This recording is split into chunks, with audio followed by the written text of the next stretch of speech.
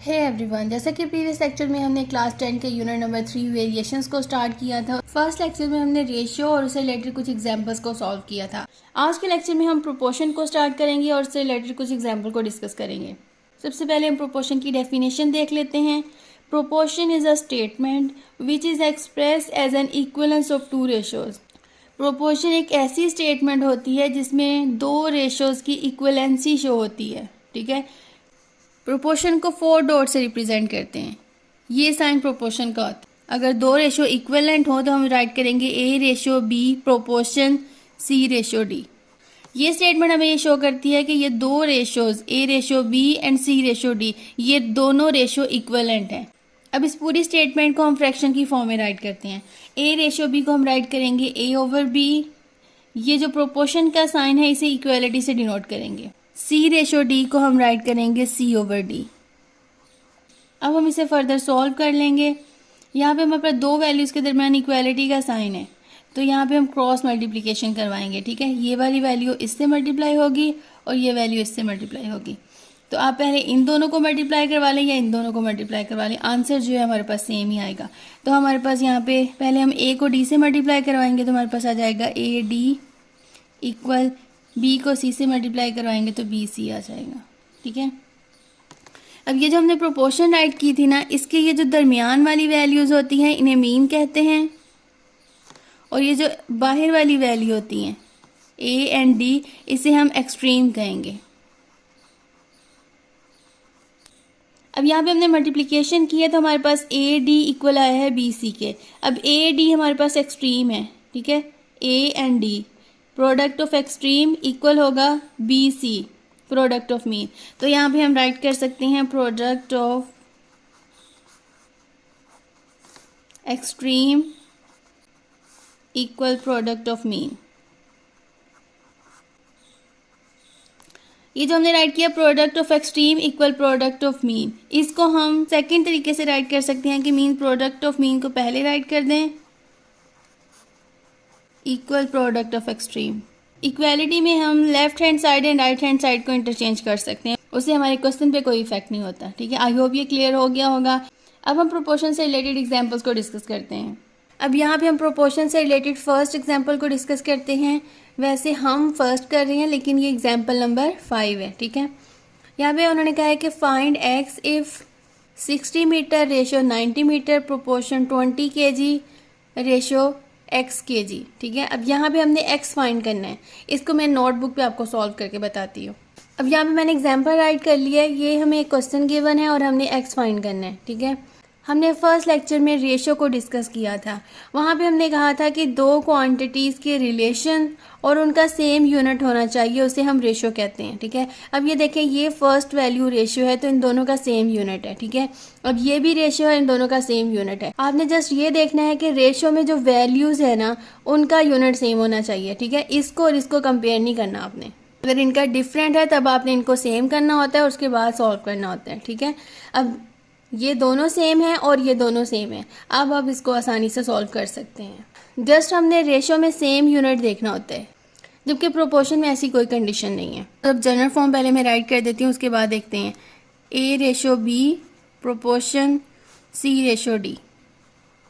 कोई भी क्वेश्चन आपको इस फॉर्म में आ जाए, ये वैल्यू भी इसी फॉर्म में राइट की हुई है, तो आपने प्रोडक्ट ऑफ मीन जो है वो इक्वल कर देना है प्रोडक्ट ऑफ एक्सट्रीम। कोई भी क्वेश्चन आपके पास इस तरह का आ सकता है। ठीक है, ये वैल्यूज़ चेंज हो सकती हैं लेकिन इसी फॉर्म में होगा। आपने जो दरमियान वाली वैल्यूज़ होंगी उन्हें आपस में मल्टीप्लाई करवा लेना है और जो बाहर वाली होंगी उन्हें आपस में मल्टीप्लाई करवा लेना है। ठीक है, एक चीज़ आपने जहन में रखनी है, जो चीज़ आपने फाइंड करनी है ना पहले उसको मल्टीप्लाई करवा लेना है। जैसा कि यहाँ पे हमारे पास एक्स है ना, अब एक्स एक्सट्रीम वैल्यू पे आ रहा है, हमने ये फाइंड करना है तो आपने बाहर वाली वैल्यूज़ को आपस में मल्टीप्लाई करवा लेना है। मीन के पहले आप एक्सट्रीम राइट कर लें। ठीक है, तो यहाँ पे हम इसे इस तरह भी राइट कर सकते हैं, प्रोडक्ट ऑफ एक्सट्रीम इधर कर लें और प्रोडक्ट ऑफ मीन इधर कर लें। ठीक है, उससे कोई इफेक्ट नहीं होगा। इस तरह आपने साइन लगा लेने। ठीक है, उससे आपको ज़रा क्लियर हो जाएगा। अब इस x को हमने 60 के साथ मल्टीप्लाई करवाना है। ये हमारे पास एक्सट्रीम है तो इसको कट करके यहाँ पे मैं एक्सट्रीम राइट कर देती हूँ, आप कंफ्यूज ना हो। ठीक है, और यहाँ पे हम मीन राइट कर देते हैं। तो अब हम एक्सट्रीम वाली वैल्यू को पहले राइट कर रहे हैं, तो हमारे पास आ जाएगा x इंटू 60 इक्वल 20 को हमने 90 के साथ मल्टीप्लाई करवा देने, 20 और 90। इसके साथ ये जो यूनिट्स राइट किए हुए हैं ये राइट करने की आपको ज़रूरत नहीं है, जैसे आपने वैल्यूज़ राइट करनी है तो इसे सिंपली हम मल्टीप्लाई कर लेंगे। तो यहाँ पे हमारे पास आ जाएगा 60x इक्वल 20 को 90 से मल्टीप्लाई करेंगे तो हमारे पास आ जाएगा 1800, ठीक है। तो यहाँ पे हम राइट कर देंगे 1800। अब ये देखें ये 60 x के साथ मल्टीप्लाई हो रहा है, जब इसे इक्वालिटी की दूसरी साइड पे लेके जाएंगे तो ये डिवाइड हो जाएगा। तो यहाँ पे हम राइट करेंगे x इक्वल 1800 डिवाइडेड बाई 60। 1800 को 60 पे डिवाइड करेंगे तो हमारे पास आ जाएगा 30, ठीक है। तो x की वैल्यू हमारे पास 30 आ गई है, यही हमने फाइंड करनी थी, ये है हमारे पास फाइनल आंसर। अब हम नेक्स्ट एग्जांपल को डिस्कस करते हैं। Find the cost of 15 kilogram of sugar if 7 kilogram of sugar cost 560 rupees, ठीक है। अब हमें 7 किलोग्राम ऑफ शुगर की कॉस्ट गिवन है और हमने 15 किलोग्राम शुगर की जो कॉस्ट है वो हमने फाइंड करनी है, ठीक है। अब हम इस एग्जाम्पल को सॉल्व करते हैं। इस एग्जाम्पल को हम दो तरीक़ों से सॉल्व कर सकते हैं। फर्स्ट मेथड हमारे पास है कि 7 किलोग्राम ऑफ शुगर की कॉस्ट हमें गिवन है, इसको यूज़ करके हम 1 किलोग्राम ऑफ शुगर की कॉस्ट फाइंड कर सकते हैं, ठीक है। जो कॉस्ट आपके पास आएगी उसको 15 से मल्टीप्लाई करवा देंगे तो आपके पास 15 किलोग्राम ऑफ शुगर की कॉस्ट आ जाएगी, ठीक है। अब चूँकि हम यहाँ पे प्रोपोर्शन से रिलेटेड क्वेश्चन को सॉल्व कर रहे हैं तो यहाँ पर हम प्रोपोर्शन वाला मेथड ही यूज़ करेंगे, ठीक है।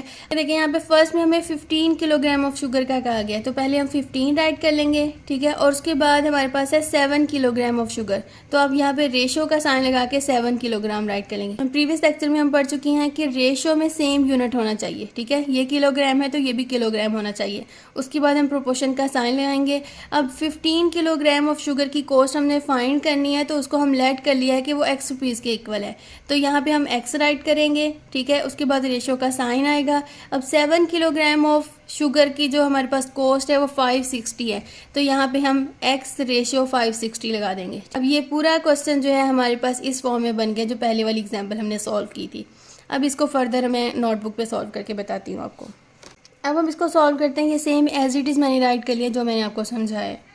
अब यहाँ पे हमारे पास देखें ये मीन है, ठीक है, और ये एक्सट्रीम है।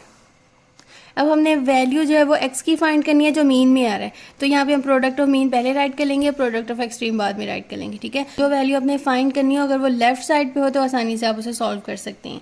तो यहाँ पे हमारे पास product of mean equal product of extreme. अब प्रोडक्ट ऑफ मीन में हमारे पास आ जाएगा 7 को x से मल्टीप्लाई करेंगे तो यहाँ पे 7x आ जाएगा इक्वल एक्सट्रीम हमारे पास है 15 एंड 560, तो 15 को हम 560 से मल्टीप्लाई करवा देंगे, ठीक है। तो हमारे पास आ जाएगा 7x इक्वल, इसे हम कैलकुलेटर पर सॉल्व कर लेते हैं, 560 मल्टीप्लाई 15, ठीक है। तो हमारे पास आंसर आ जाएगा 8400। अब हम राइट कर देंगे 8400। अब ये वाला 7 इस x के साथ मल्टीप्लाई हो रहा है, हमने x की वैल्यू फाइंड करनी है, तो ये जो 7 है इधर आके डिवाइड हो जाएगा, तो हमारे पास आ जाएगा x इक्वल 8400 डिवाइडेड बाई 7, ठीक है। इस 84 को हम 7 पे डिवाइड कर देंगे, डिवाइडेड बाई 7, तो हमारे पास आंसर आ जाएगा 1200। तो x की वैल्यू हमारे पास आ गई 1200, ठीक है। जब आपने क्वेश्चन को सॉल्व करना है तब उसके साथ आप यूनिट नहीं लगा रहे, लेकिन आपको स्टार्ट में पता है कि x हमने फाइंड करना है, वो रुपीज़ फाइंड करने हैं हमने, ठीक है।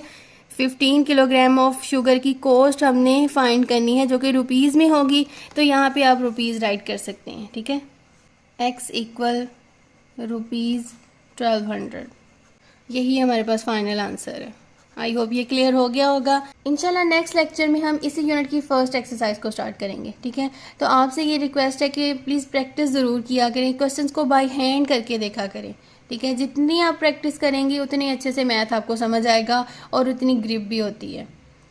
अगर आपको मेरा लेक्चर अच्छा लगे तो एक लाइक एंड कमेंट ज़रूर कीजिएगा। इंशाल्लाह मिलते हैं नेक्स्ट वीडियो में, तब तक के लिए अल्लाह हाफ़िज़।